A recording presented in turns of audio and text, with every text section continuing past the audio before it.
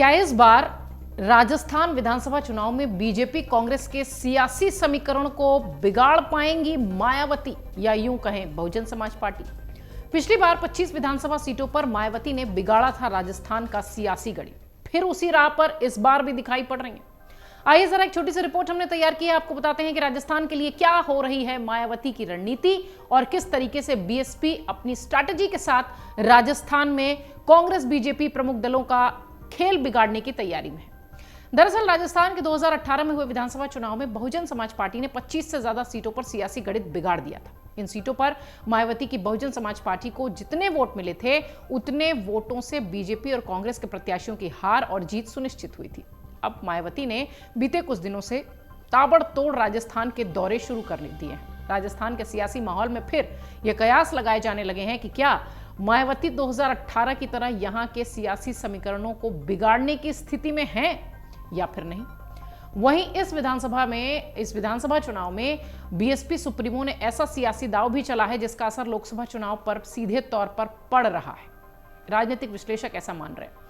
राजस्थान चुनाव आयोग के आंकड़ों के मुताबिक 2008 में बहुजन समाज पार्टी ने राजस्थान में तकरीबन 7.5% वोट हासिल किए थे और 6 सीटें विधानसभा में जीती थी। 2013 में बहुजन समाज पार्टी का वोट प्रतिशत आधे से भी कम, तकरीबन 3.5% के आसपास पहुंचा था और सीटों में भी 50% की गिरावट हुई थी।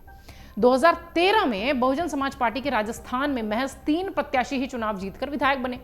हालांकि 2018 में बीएसपी के वोट प्रतिशत में तो महज आधा फीसदी की बढ़ोतरी हुई, लेकिन जो 4% तक पहुंची थी उसमें अब यह बताया जा रहा है कि इस बार 6 प्रत्याशी जीतकर विधानसभा पहुंचे।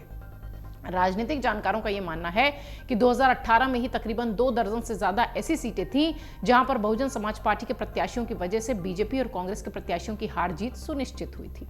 हालांकि बसपा प्रत्याशियों के जीतने के साथ साथ वोट प्रतिशत की हिस्सेदारी पर राजस्थान के सियासी जानकारों का अपना अलग मत है।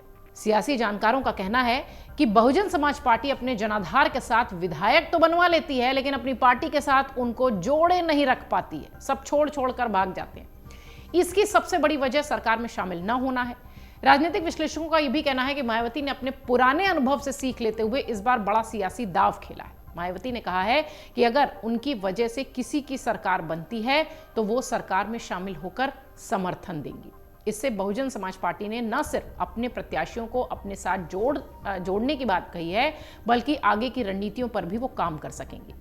राजनीतिक विश्लेषक ये भी कहते हैं कि राजस्थान में क्या इस बार वो सियासी परिस्थितियां बनेंगी जिसमें बसपा को समर्थन देने की जरूरत पड़ेगी या नहीं, ये तो चुनाव परिणाम ही बताएंगे, लेकिन मजबूत स्थिति में वो दिखाई जरूर पड़ती है। वहीं बीएसपी ने इस बार फिर राजस्थान के चुनाव में मजबूती से दांव आजमाने की पूरी सियासी फील्डिंग सजाई है। राजस्थान के सियासी माहौल में बहुजन समाज पार्टी के 185 प्रत्याशी मैदान में है। बहुजन समाज पार्टी की मुखिया मायावती ने अपने प्रभाव वाले क्षेत्रों में बीते कुछ दिनों से लगातार चुनावी रैलियां, जनसभाएं, जनसंपर्क के माध्यम से राजस्थान का सियासी माहौल अपनी पार्टी के लिए कुछ हद तक गर्म कर दिया है। राजस्थान के सियासी जानकारों का यह कहना है कि मायावती का अंतिम चरण में सियासी प्रचार करना समूचे राजस्थान को प्रभावित ही नहीं, बल्कि जिन इलाकों में बहुजन समाज पार्टी का अपना प्रभुत्व है वहां असर भी माना जा सकता है।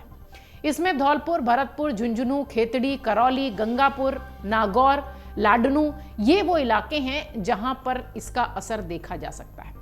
विश्लेषक ये भी कहते हैं कि मायावती ने इन इलाकों में रैलियों में भी बहुजन समाज पार्टी का अपना सियासी जनाधार तय करने की कोशिश की और यहां पर उनकी पैठ है भी।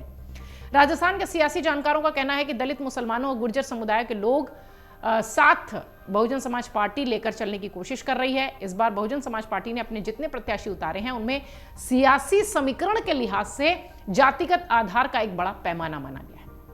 वरिष्ठ पत्रकारों का यह भी मानना है कि राजस्थान में तकरीबन 17.5% दलित मतदाता है। इन मतदाताओं के आधार पर ही बहुजन समाज पार्टी यानी बीएसपी राजस्थान में कांग्रेस की सरकार में हिस्सेदारी भी ले चुकी है। इस बार के विधानसभा चुनाव में फिर से मायावती ने यही सियासी राह अपनाई है। बीते कुछ दिनों से मायावती लगातार इन्हीं इलाकों में सियासी दौरे पर हैं। पार्टी से जुड़े एक वरिष्ठ नेता यह भी कह चुके हैं कि बसपा के युवा नेता आकाश आनंद राजस्थान में मजबूती के साथ कैंप करके सियासी माहौल को अपने पक्ष में करने के लिए वहां मौजूद हैं। आपको यह भी बता दें कि राजस्थान के इन चुनाव में बहुजन समाज पार्टी ने 196 उम्मीदवारों को चुनावी मैदान में उतारा था, लेकिन मतदान से पहले ही बसपा के 9 प्रत्याशियों ने मैदान छोड़ दिया। अब 185 प्रत्याशी हैं जो कि मैदान में हैं। नामांकन दाखिल करने के बाद बीएसपी के जिन 9 प्रत्याशियों ने चुनावी मैदान छोड़ा है उनमें से 6 ने कांग्रेस को समर्थन दिया और 3 ने बीजेपी प्रत्याशियों को अपना समर्थन दे दिया। बट इस बीच जो सबसे बड़ी खबर है वो ये कि निश्चित तौर पर बीएसपी और मायावती जिस तरीके से आखिरी दौर में अपनी स्ट्रैटेजी चल रही हैं, निश्चित तौर पर कांग्रेस और बीजेपी का खेल बिगाड़ने की उनकी तैयारी राजस्थान में दिखाई पड़ रही है। अगर आप ये वीडियो YouTube पर देख रहे हैं तो हमारे चैनल को सब्सक्राइब करें और बेल आइकन को दबाना ना भूलें। अगर आप Facebook पर ये वीडियो देख रहे हैं तो हमारे पेज को लाइक करें।